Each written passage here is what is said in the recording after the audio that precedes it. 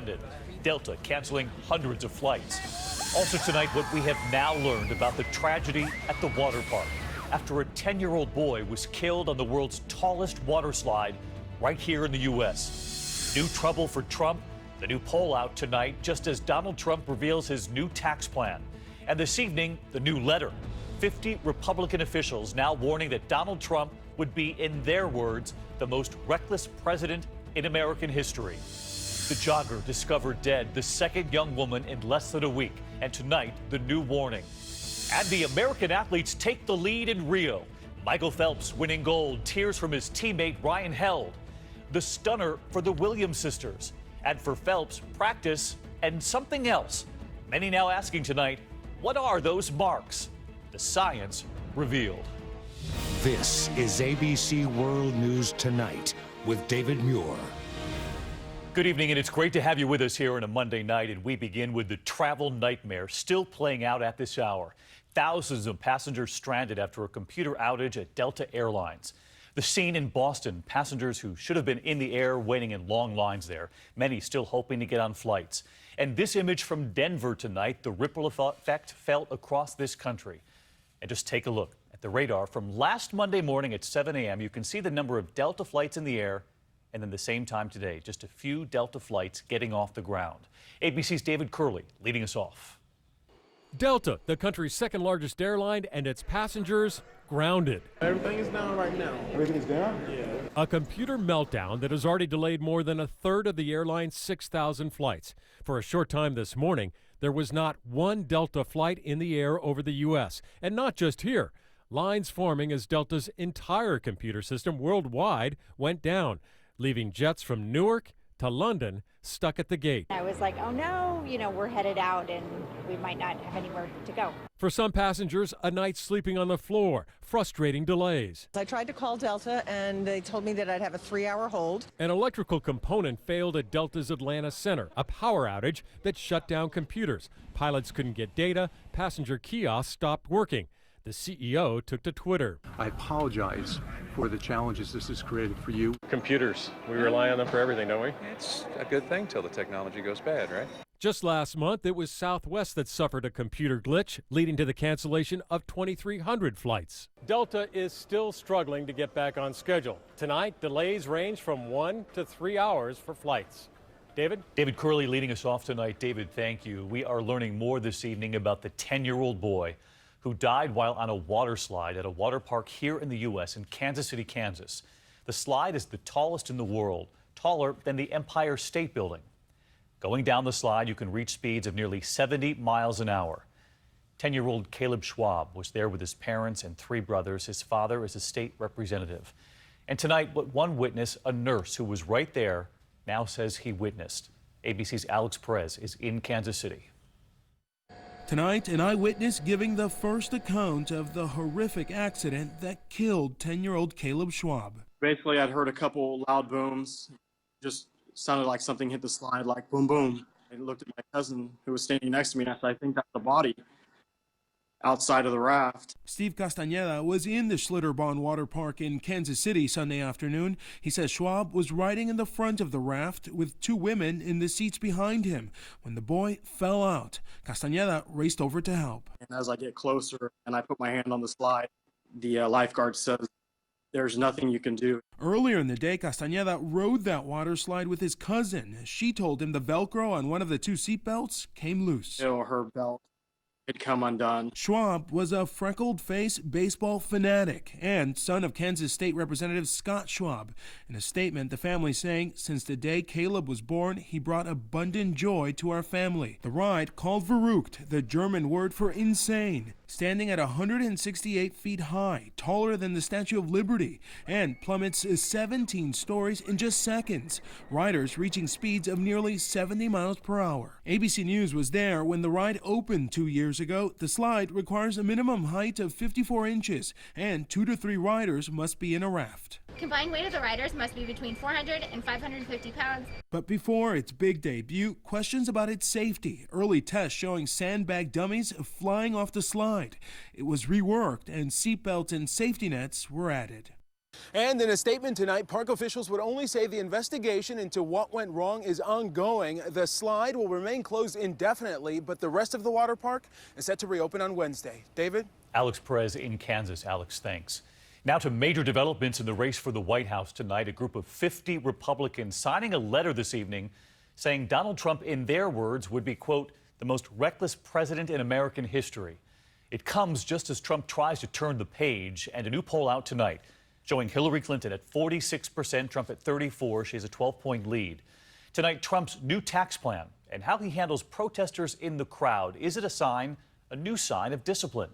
And tonight, an apparent break within the Bush family, who is now signaling support for Trump. ABC's Tom Llamas on the campaign trail. In a rare moment today, Donald Trump, who never backs down from a fight, let protesters interrupt him at least a dozen times in Detroit, never losing his cool. I will say the Bernie Sanders people had far more energy and spirit. I will say that. Trump once encouraged his supporters to take on people disrupting his rallies. Knock the crap out of them. You can get them out. Like to punch him in the face, I'll tell you. But today in Detroit, Trump shed that brawler label to focus on the economy.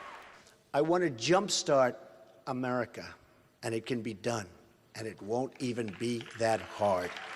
Trump revealing that under his plan, childcare expenses won't be taxed, and he'll simplify the tax code by having just 3 brackets. 12%, 25%, and 33%. For many American workers, their tax rate will be 0.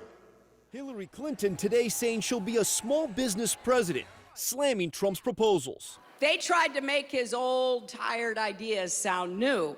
For her part, Clinton standing by this promise, she told David. You have said it's your goal not to raise taxes on families making under $250,000 a year, a goal.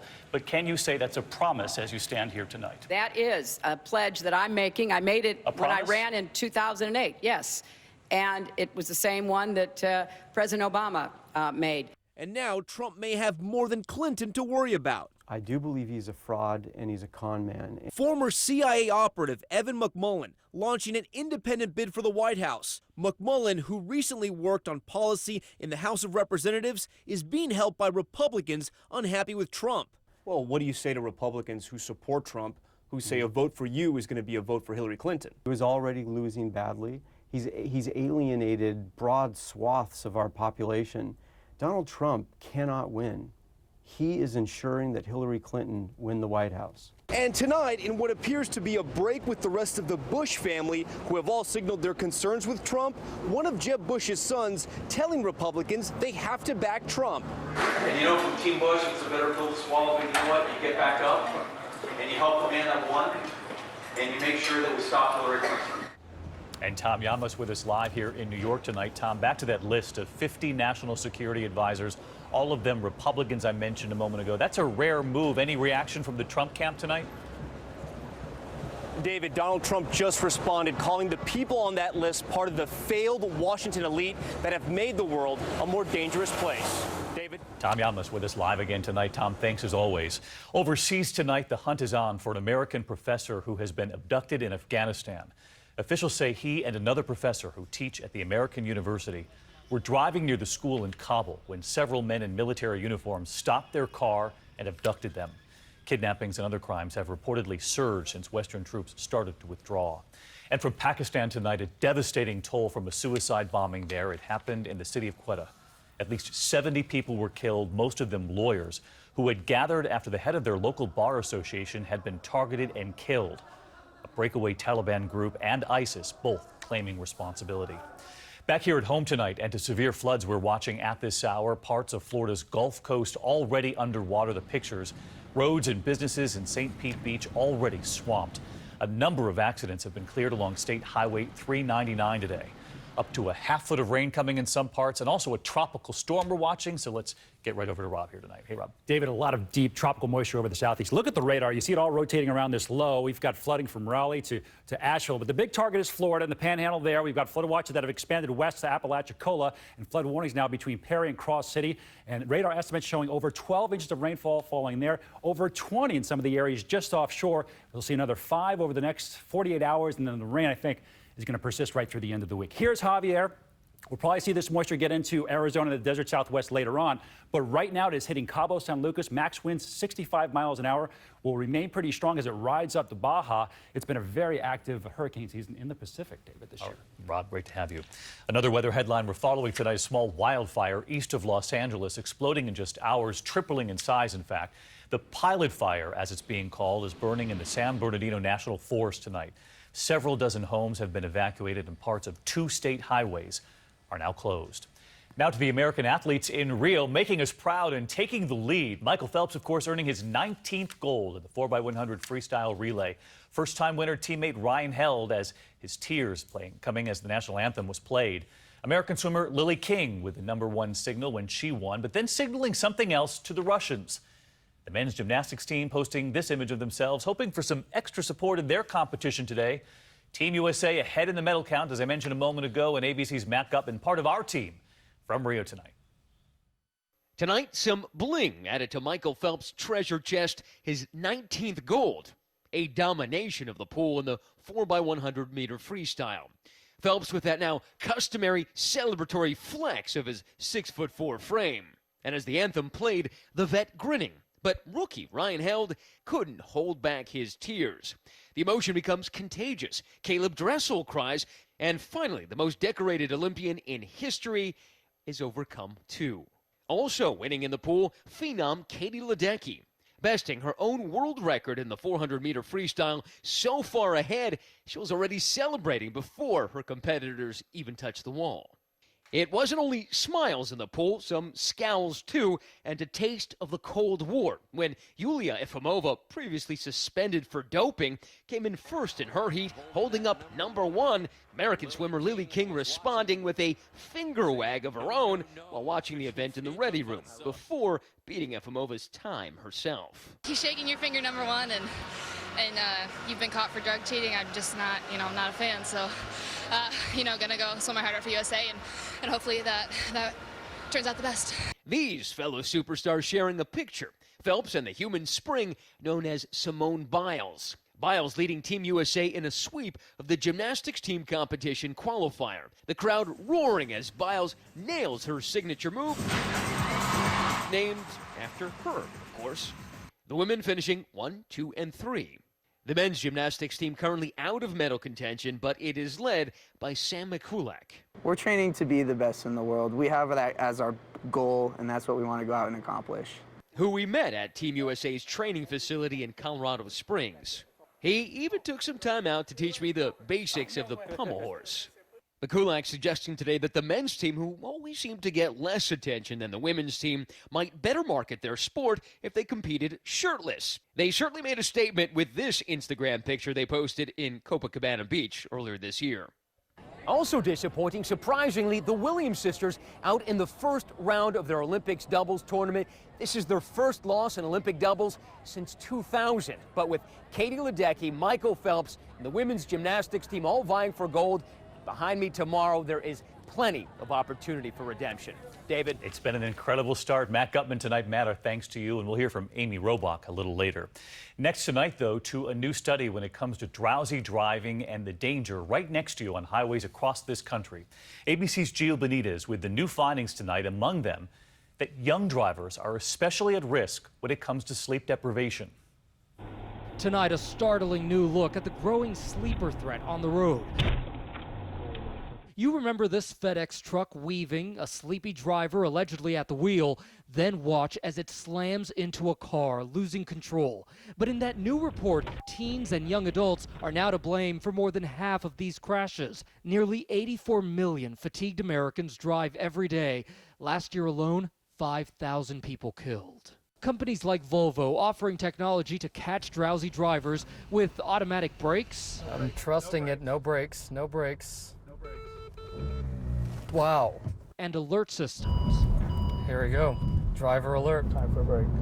And David, experts say the increase in teen drowsy driving is due in part to digital obsession. So while the problem is new, there are some old solutions. Go ahead and turn your radio on while you're driving, or open that window to let that fresh air in, or even stop when you're on those long drives. David? The age-old advice still works, Gio. Thank you. There is still much more ahead on World News Tonight this Monday. Another female jogger discovered dead. The second young woman in less than a week now. News coming in on the investigation and the new warning from now this second community tonight. Also, the murder mystery in San Francisco. The college baseball star killed near a popular tourist spot. Authorities say he was attacked while playing Pokemon Go. And then later, right here tonight, the French gymnast who broke his leg from the knee down. It was so difficult to watch. The new image and message from him tonight. Michael Phelps already winning gold, as we just heard from Matt, but so many asking, what's the other color there, those marks? Amy Robach standing by tonight. She's got the science behind what Michael Phelps did.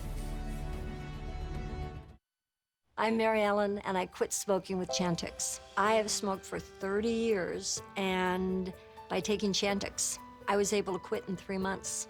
And that was amazing. Along with support, Chantix Varenicline is proven to help people quit smoking.